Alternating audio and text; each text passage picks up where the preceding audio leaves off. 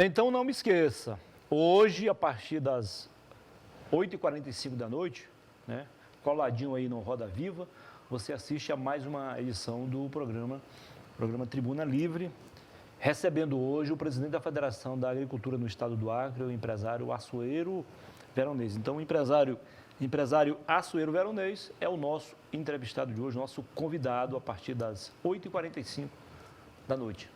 Você não pode perder, ok? Com o apoio do Arasuper e também do Aramix, eu tenho o prazer de conversar agora com a pré-candidata, a vice-governadora na chapa liderada pelo filósofo e professor David Hall, pelo Agir 336, a empresária acriana de Brasileia, Georgiene Carneiro. Um pouco sobre ela. Ela é acriana de Brasileia, tem 49 anos, é casada com Raimundo Jenkins, com quem tem 2 filhos, Ana Carolina e Carlos Júnior. A Ana tem quantos anos? 19. E o Carlos? 31. E ela mora aqui em Rio Branco há mais de 30 anos. Então já é mais rio-branquense do que brasiliense. Seja bem-vinda.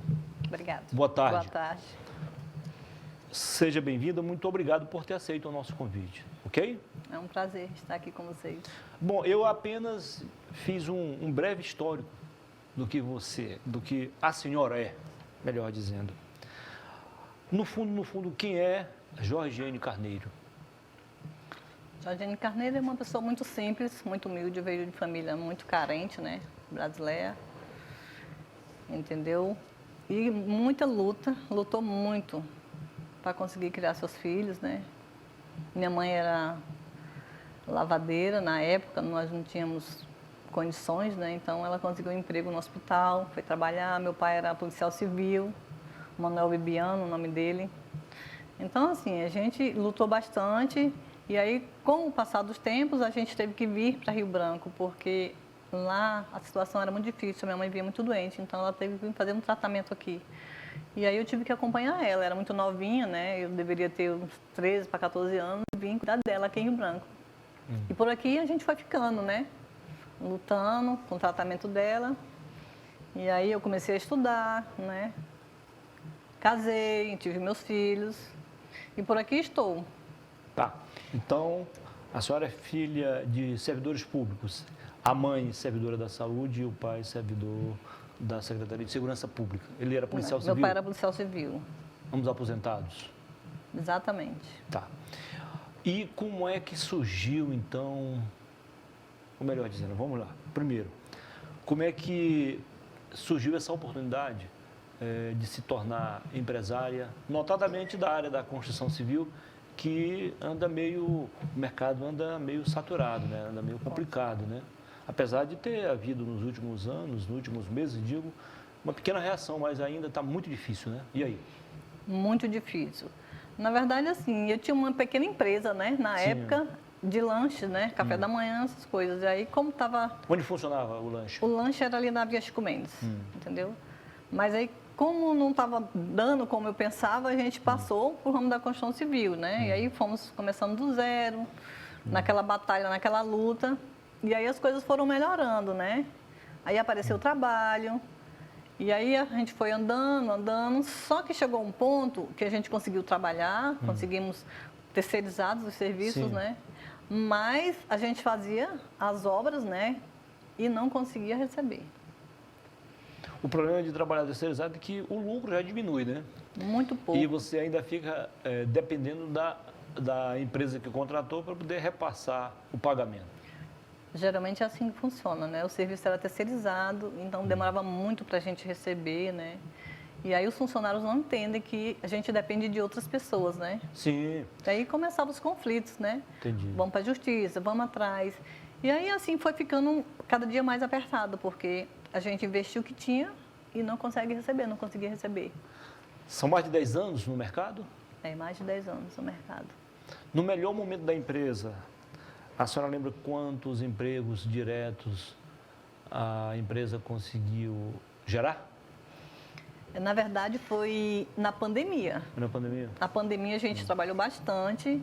A gente conseguiu contratar 70 pessoas, né? Para nós, eram muitos funcionários. Bastante. Só que a gente não conseguiu manter eles.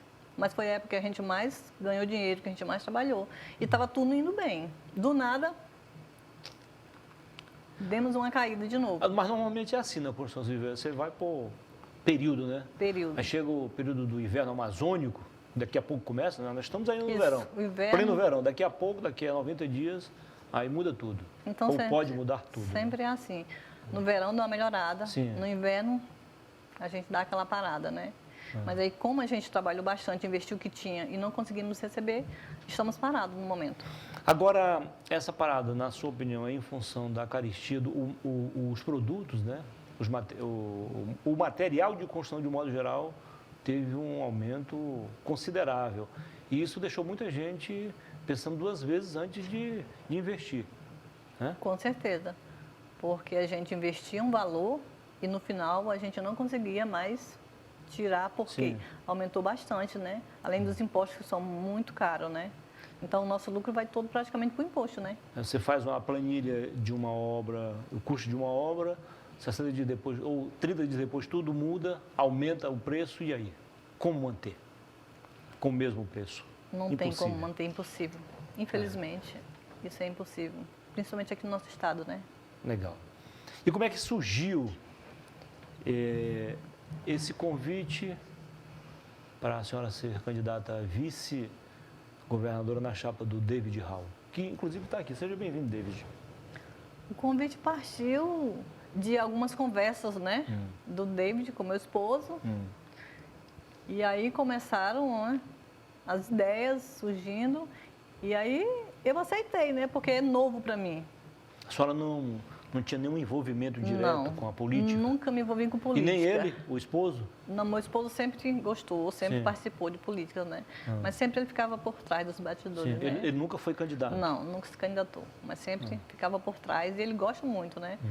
Então surgiu essa ideia e eu aceitei, foi uma honra para mim aceitar, porque como eu sempre gostei de participar de eventos sociais, sempre isso é o meu forte e vou continuar participando, né?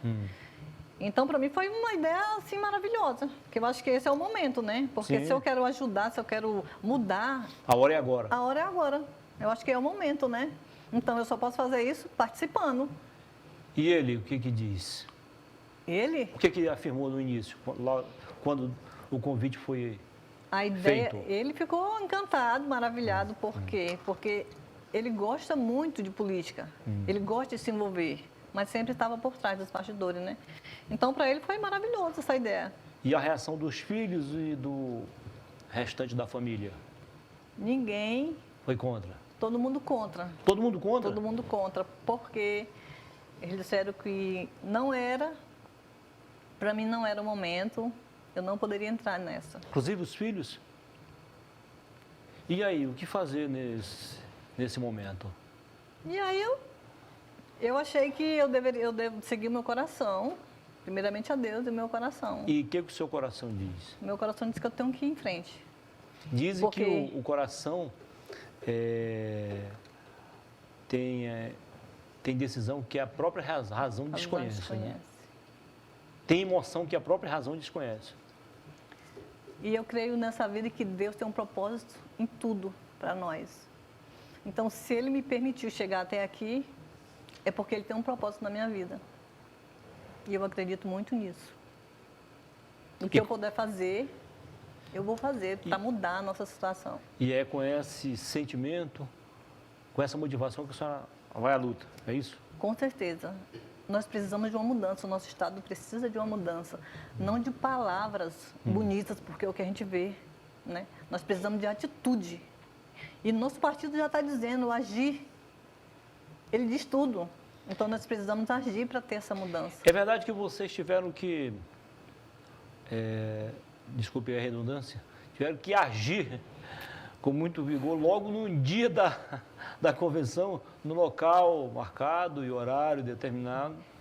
Vocês não puderam fazer? Como é que foi? Explica aí para a gente. Na verdade, foi um equívoco. Sim. Né?